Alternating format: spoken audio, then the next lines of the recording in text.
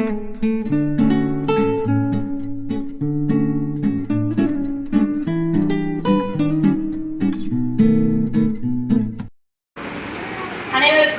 அன்பான இனிய மதிய வணக்கம். ஒரு பாட்டோட ஸ்டார்ட் பண்ணிடலாமா? குழந்தைகள் நம் கண்மணிகள், குழந்தைகள் நம் கண்மணிகள். சத்தமே வரலையே.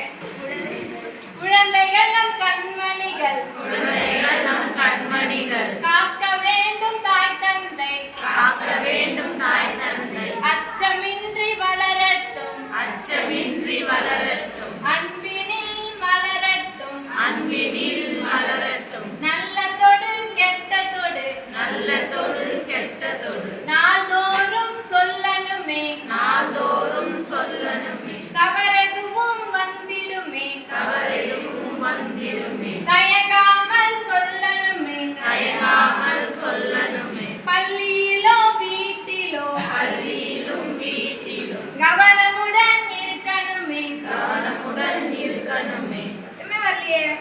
தவறான நடத்தை வந்தால், தவறான நடத்தை வந்தால் உடனே அதை எதிர்க்கணுமே. உடனே அதை எதிர்க்கணுமே. காதல் என்று ஏமாற்றினால், காதல் என்று ஏமாற்றினான் உண்மையுடன் பேசணுமே. உண்மையுடன் பேசணுமே. கைபேசி கல்வர்களுக்கு கைபேசி கல்வர்களுக்கு கண்கள் திறந்து நிற்கணுமே. கண்கள் திறந்து நிற்கணுமே. 1098 1098 அழைச்சிடலாம், உண்மையெல்லாம் சொல்லிடலாம். அழைச்சிடலாம், உண்மையெல்லாம் சொல்லிடலாம். போக்சோ சட்டம் நமக்காக, போக்சோ சட்டம் நமக்காக.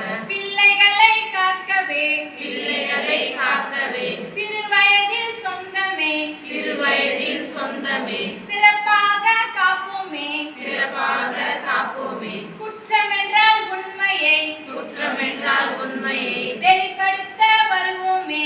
வெளிப்படுத்த வருவோமே. தாய் தந்தை கேட்கணுமே, தாய் தந்தை கேட்கணுமே. தவறெதுவும் மாற்றணுமே. தவறெதுவும் மாற்றணுமே. அறிவுரையை தந்திடலாம், அறிவுரையை தந்திடலாம். அன்புடன் சேர்த்து நின்றிடலாம். அன்புடன் சேர்ந்து நின்றிடலாம். தவறாக நடந்திடினும் தவறாக நடந்திடும் துணிவுடனே எதிர்த்தினமே. துணிவுடனே எதிர்த்திடுமே. கண்மூடி தவிக்காமல் கண்மூடி தவிக்காமல் கடமையை ஆற்றிடணுமே. கடமையை ஆற்றிடணுமே. குழந்தைகள் நம் கண்மணிகள், குழந்தைகள் நம் கண்மணிகள். காக்க வேண்டும் தாய் தந்தை, காக்க வேண்டும் தாய் தந்தை. அச்சமின்றி வளரட்டும், அச்சமின்றி வளரட்டும். அன்பினிலே மலரட்டும். அன்பினிலே மலரட்டும். இந்த பாட்டு எல்லாமே இருந்துச்சு இல்லைங்களா? சார் நிறைய சொன்னாரு, நிறைய விஷயங்கள் ஷேர் பண்ணாரு, உண்மை சம்பவங்களையும் சொன்னாரு. போக்சோ சட்டம் பார்த்தீங்கன்னா 2012 உருவாக்கியிருக்காங்க. ஏன் உருவாக்குறதுக்கான காரணம் என்னன்னா, அதுக்கு முன்னாடியே நிறைய குற்றங்கள் நடந்தது, அதெல்லாம் மறைக்கப்பட்டு கொஞ்சம் கொஞ்சமா 2012 தான் வந்து கொஞ்சம் வெளிப்பட்டதுனால அந்த சட்டம், அதுக்குன்னு தனியா நம்ம ஒரு சட்டம் கொண்டு வரணும் அப்படின்னு சொல்லிட்டு நம்ம கவர்மெண்ட் வந்து 2012 ஸ்டார்ட் பண்ணாங்க. அதுக்கப்புறம் அந்த சட்டம் கொண்டு வந்து கூட குற்றங்கள் அதிகமா கண்டினியூ போயிட்டே இருந்ததுனால 2019 அந்த சட்டத்தை வந்து அமெண்ட்மெண்ட் பண்றாங்க. அமெண்ட்மெண்ட் பண்றாங்கன்னா அந்த சட்டத்தை இன்னும் கடுமையாக்குறாங்க. 2019 கடுமையாக்கியும் இன்னைக்கு நானும் நீங்களும் பேசுறோம் இதை பத்தி. அப்படின்னா இதுக்கு முன்னாடி இதை பத்தி நம்ம எப்பயாச்சும் பேசிருக்கோமா? இங்க வந்து நின்று ஒரு டீச்சர் ஒரு பேரண்ட் கிட்ட இதை பத்தி பேசணும் அப்படின்னா அதுக்கான நிர்பந்தம் எந்த அளவுக்கான நெருக்கடி இருக்கும் அப்படின்றதுக்கு நீங்க வந்து அதை புரிஞ்சுக்கணும்.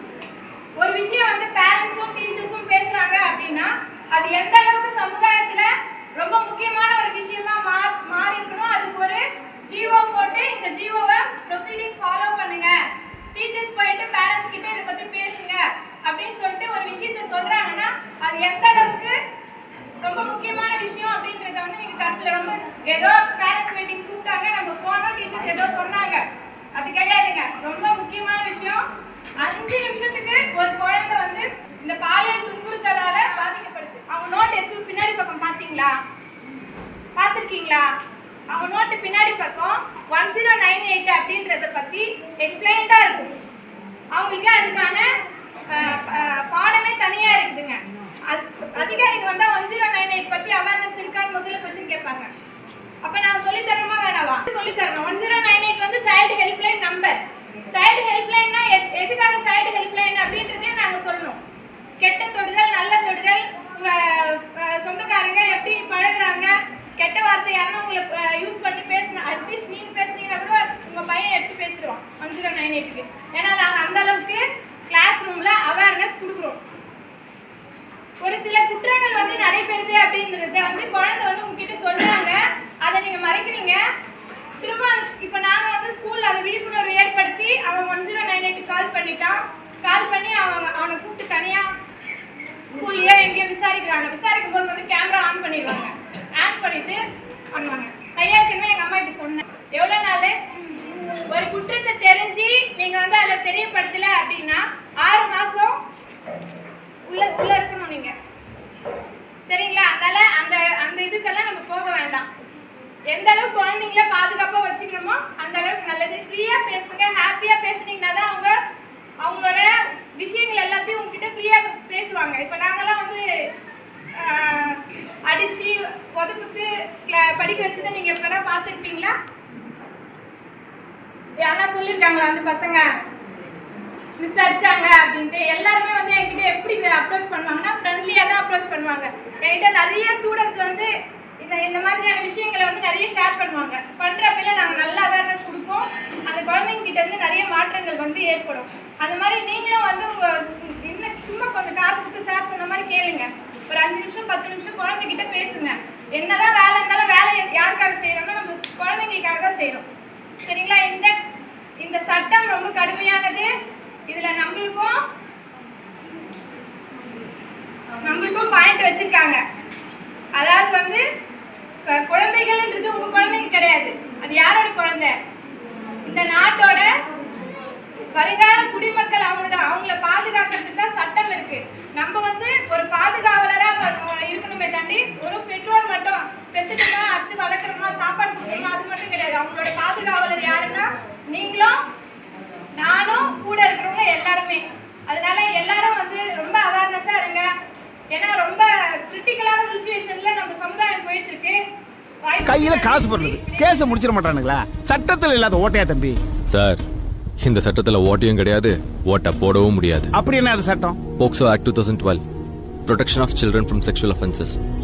குழந்தைகளுக்கு எதிரான பாலியல் வன்கொடுமைகளை தடுக்க எழுதப்பட்ட கடுமையான சட்டம். It's a global and universal act.